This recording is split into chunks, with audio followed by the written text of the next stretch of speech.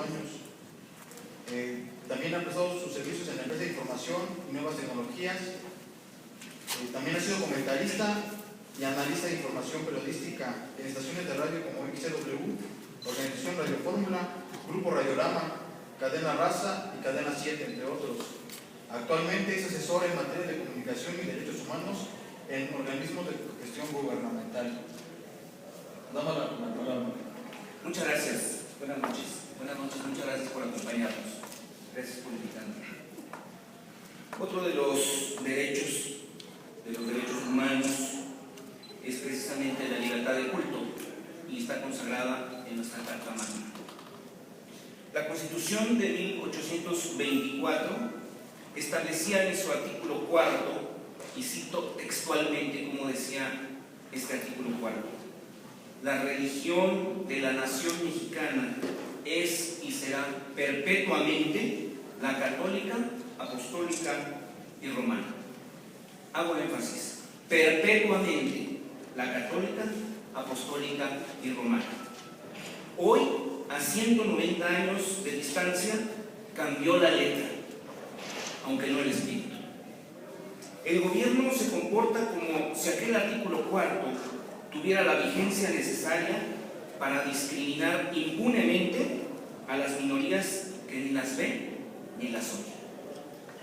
Después de muchos asesinatos de pastores evangélicos, amenazas a sus familias y a sus feligreses, de violación de pastoras y de sus hijas, de despojos, de destrucción de templos, de niños expulsados de escuelas federales, de secuestros, de robos, se ha podido consagrar en la Carta Magna no solo la libertad de credo, sino también de conciencia, de pensamiento y de expresión de las ideas.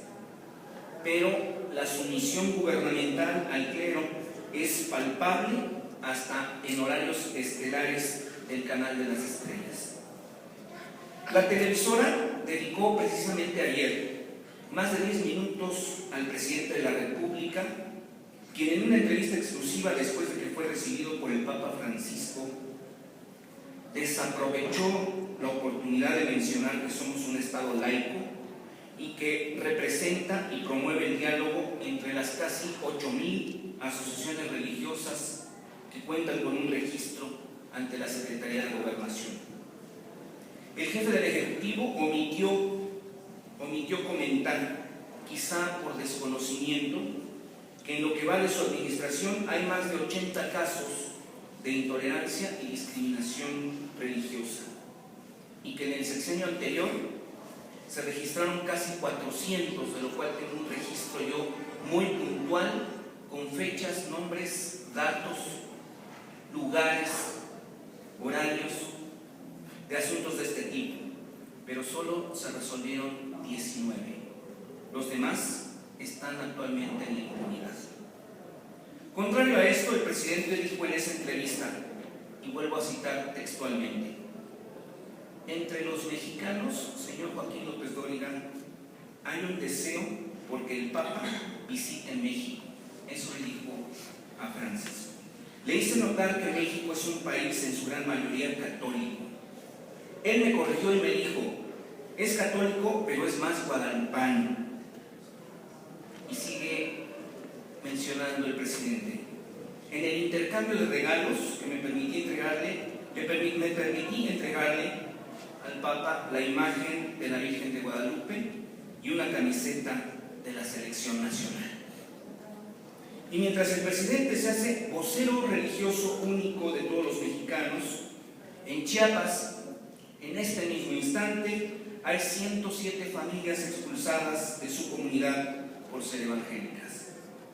En Hidalgo hay 19 familias que no tienen acceso al agua potable ni a la luz. Se las cortaron por ser de otra religión diferente a la católica. En Puebla hay 212 evangélicos a los que no se les permite congregarse. Están impedidos por autoridades de 3 ayuntamientos para ejercer su libertad de culto. En Jalisco hay 5 comunidades en donde a los cristianos no se les permite enterrar a sus muertos en el panteón local hasta que no se conviertan en católicos. En Oaxaca hay 1,200 cristianos que ya no pueden regresar a su lugar de origen porque fueron expulsados y están amenazados de muerte.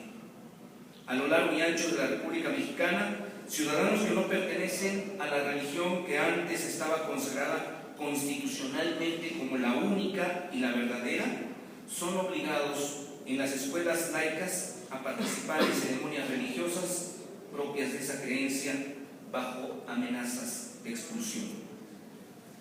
Los expresidentes Vicente Fox Quesada y Felipe Calderón, de guadalupana memoria, tuvieron información de primera mano sobre el crecimiento exponencial de los grupos no católicos, por lo que, amafiados con la iglesia en la que militan, trataron de contrarrestar las cifras con discursos disfrazados con tintes de laicidad y pluralidad a lo largo de esa docena trágica.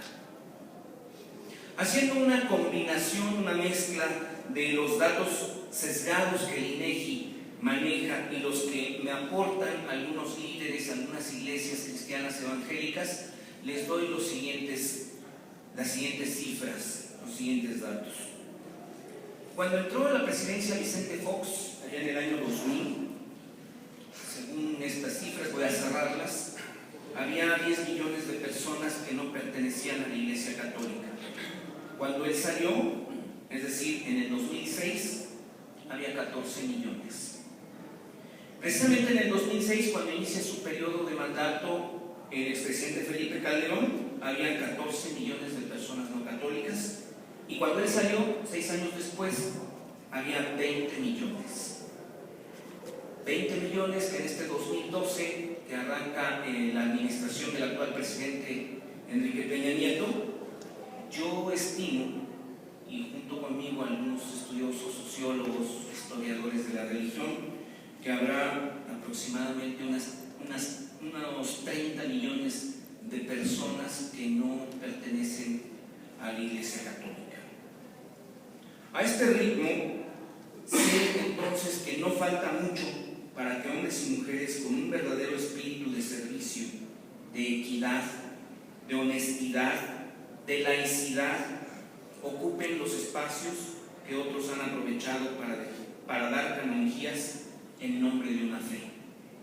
Sé que no falta mucho para que en este país se llegue a un clima de respeto y libertad que todos los mexicanos merecemos, cada quien en la religión que más le agrade, en el templo que más le guste y en la creencia que menos le dañe. Sé que no falta mucho para que los niños aprendan en las escuelas federales que el respeto es mejor que la imposición, que la libertad es mejor que la tolerancia mal entendida y que todos, ustedes y yo, tenemos los mismos derechos a pesar del grado religioso que algunos ostentan. Sé que no falta mucho para que un presidente o presidenta de la República se indigne al saber que todavía hay casos de discriminación, de intolerancia religiosa en este México en el que vivimos, y que no los oculte. Y no solo eso, sino que cumpla con su obligación de dialogar con todas las iglesias, aun cuando éstas sean contrarias a su fe personal. No puede faltar mucho, entonces, para que convivamos en un país en donde los gobernantes garanticen plenamente las libertades que están consagradas para todos. De otra manera, estaríamos en riesgo de hacer ley otra vez ese artículo 4 de aquella Constitución de 1824 que obligaba al Ejecutivo, al Legislativo, al Judicial a hacer cosas como las que hoy hacen para reivindicar su estancia terrenal y su confort espiritual.